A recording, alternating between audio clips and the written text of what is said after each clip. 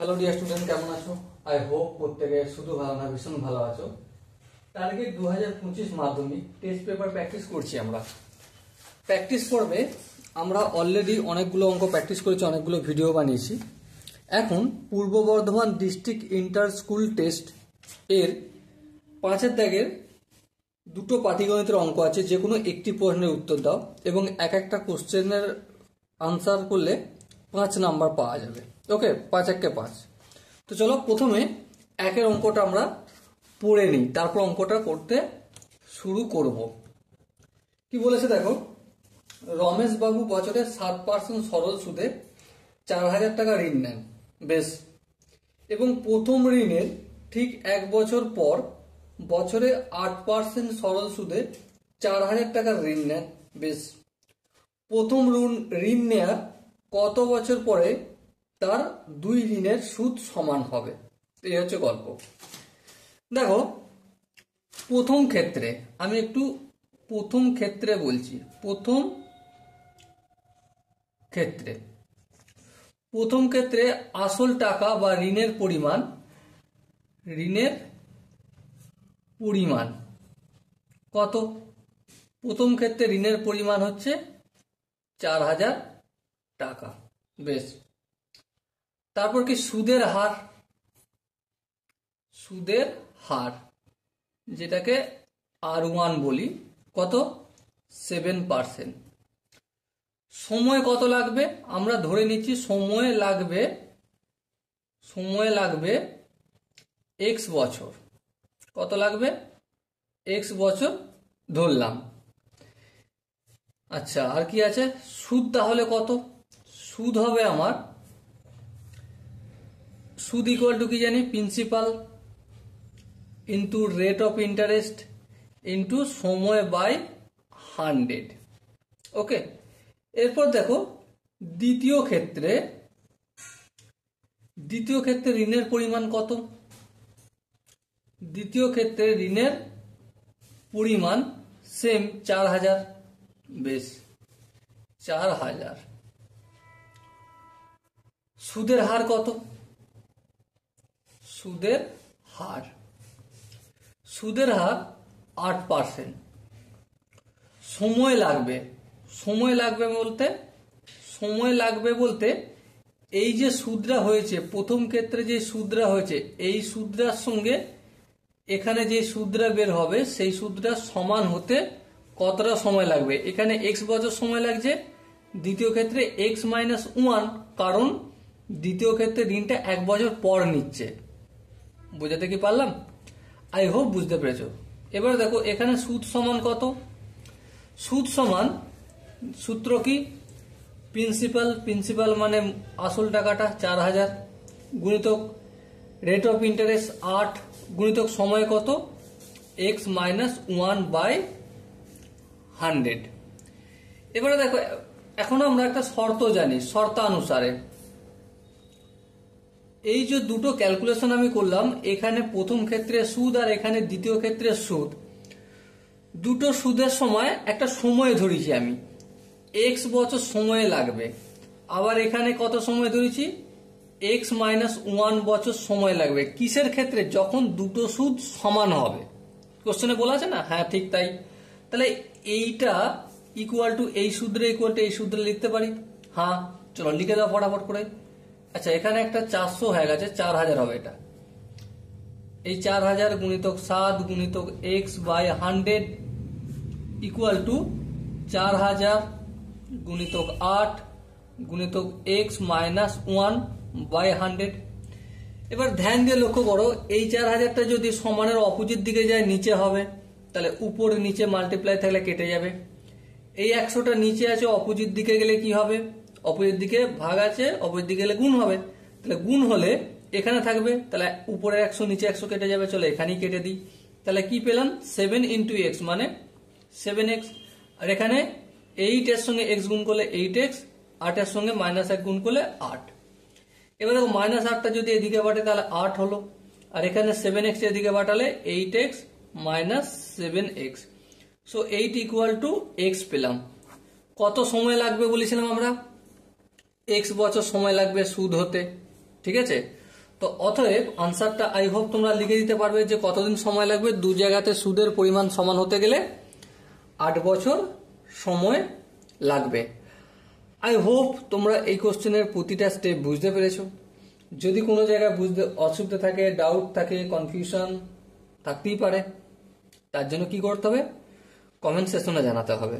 ওকে, যে জায়গাটা তোমার ডাউট আছে তুমি কমেন্ট সেকশনে জানাও, আমি তার জন্য একটা ডেডিকেটেড ভিডিও নিয়ে আসবো। চলো নেক্সট আমরা 2 দাগের অঙ্কটা করব। 2 দাগের অঙ্কটা কি বলেছে প্রথমে আমরা পড়ে নিই। 2 দাগের অঙ্ক যেটা বলেছে 5 দাগের 2 কোন মূলধনের 2 বছরে সরল সুদ ও চক্রবৃদ্ধি সুদ যথাক্রমে 8,400 টাকা এবং 8,652 টাকা হলে মূলধন ও বার্ষিক সুদের হার কত? আমি এখানে দুটো ছকে কাজ করব। একটা হচ্ছে সুদের হার ধরে নিই, সুদের হার R%, আর মূলধন P ফর প্রিন্সিপাল বা আসল ধরে নিলাম, আর এখানে ব্র্যাকেটে ধরি লিখে দিলাম।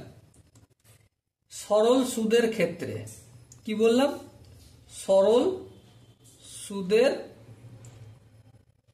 ক্ষেত্রে, সরল সুদের ক্ষেত্রে কি সুদ ইকুয়াল টু কি হয়, PRT, principal into rate of interest into time. এখানে 2 বছর, তাহলে ইন্টু 2 করবো বাই 100।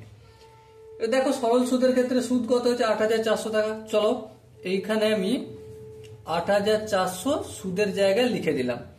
100টা গুণ আছে অপোজিট দিকে, এই ভাগ আছে অপোজিট দিকে পাঠালে গুণ হবে। চলো গুণ করে দিলাম।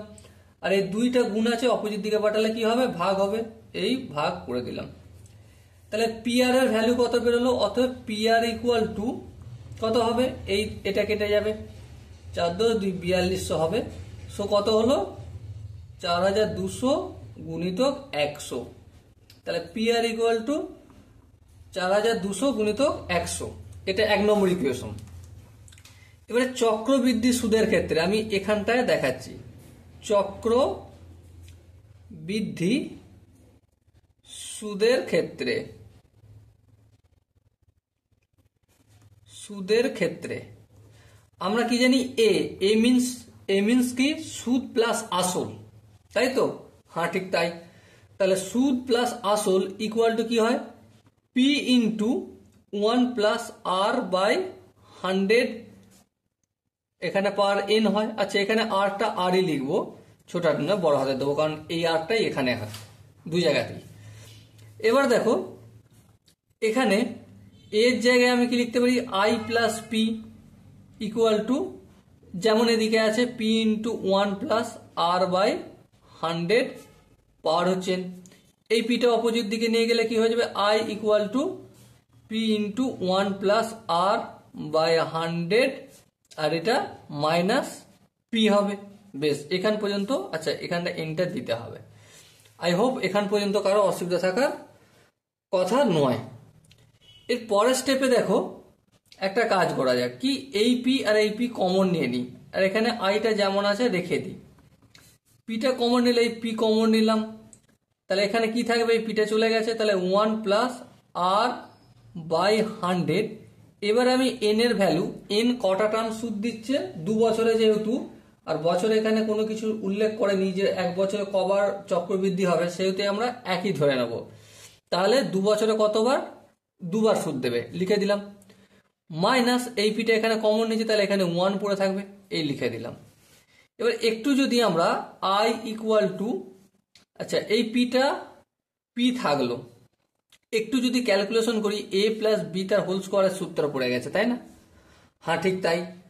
তাহলে এ প্লাস বি তার হোল স্কোয়ারের সূত্র কি, এ স্কোয়ার মানে 1 স্কোয়ার প্লাস 2ab, 2 ইন্টু এ বলতে 1 আর আর বাই 100 প্লাস কি বি স্কোয়ার বলতে আর স্কোয়ার বাই 100 স্কোয়ার মানে একক দশক শতক হাজার ও 10,000।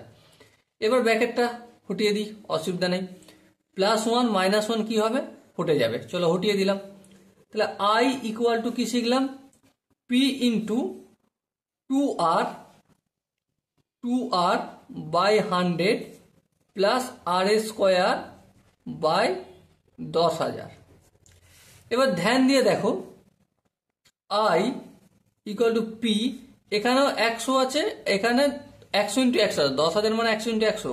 সো আমি কি করব, ফটাফট করে 100 কমন নেব, তাহলে 2r এখানে প্লাস চিহ্ন, এটা প্লাস আর স্কোয়ার বাই 100 লিখবো। হ্যাঁ ঠিক। আরেকটু ক্যালকুলেশন করব। দেখো এই 100টা এদিকে কি আছে, ভাগের আকারে অপোজিট দিকে গেলে গুণ হয়ে যাবে। এবারে আয়ের ভ্যালুটা পুট করি। আয়ের ভ্যালু কত দেখো, 8,652 গুণিত 100 করলাম। পি এর সঙ্গে 2r এর যদি গুণ করি 2pr, পি এর সঙ্গে যদি আর স্কোয়ারের গুণ করি কি হবে, পি আর স্কোয়ার বাই 100। এখানে পর্যন্ত আই হোপ কারো বুঝতে অসুবিধা নেই। এবারে দেখো পি আর এর ভ্যালু আমরা একটা জানি, সেটা পুট করব। পুট করব, চলো করে দাও ফটাফট করে। তাহলে 8,652 গুণিত 100, 2 ইন্টু পি আর এর ভ্যালু হচ্ছে 4,200 গুণিত 100, তাহলে 4,200, 100টা একবারে লিখে দিই গুণ আকারে, বেশ, প্লাস পি আর স্কোয়ার মানে কি, P R into R by 100। হ্যাঁ ঠিক আছে, কোনো অসুবিধা নেই।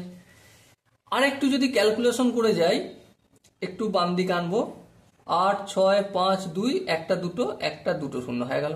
আর এখানে কি হয়ে যাবে, 2, 4 হয়ে যাবে, 4 দুগুণে 8 হয়ে যাবে, 1, 2, 3, 4। এবার আচ্ছা সরি, এটা প্লাস চিহ্ন। এখানেও পিআর মানে কত, এটা লিখবো 4,200 গুণিত 100, আর এখানে একটা আর গুণের আকার আছে লিখবো, আর বাই 100। এবার দেখো এই 100 কেটে যাবে, কেটে দিলাম। এবার দেখো এখানে আছে একক, দশক, শতক, হাজার, অযুত, লাখ, 8,65,200। এখানে আছে 8,40,000। এটা যদি সমানের অপোজিট দিকে যায় বিয়োগ হবে, তো বিয়োগ হয়ে কত হবে, বিয়োগ হবে 40, প্রথমে 25 হবে, 25,200 হবে, বিয়োগ করে একটু দেখে নিও তোমরা। আচ্ছা এদিকটা কি আছে দেখো, 4,200 ইন্টু আর পড়ে আছে। এই 4,200টা যদি আমি সেম অপোজিট দিকে পাঠাই, তাহলে কি এসে দাঁড়াবে, 2,5,200 বাই 4,200 ইকুয়াল টু আর। এই শূন্য কেটে গেল, কেটে গিয়ে এবারে 42টা কাটবো। 42টা কাটবো। দেখো 42টা কাটতে গেলে একটা কাজ করো, 42কে যদি 6 দিয়ে গুণ করি, 6 দুগুণে 6, 42-এ 252 হয়, একটু গুণ করে দেখে নিও। তাহলে রেট অফ ইন্টারেস্ট কত পেলাম, 6%। এবার দেখো এটা হচ্ছে আমার 2 নম্বর ইকুয়েশন, ঠিক আছে।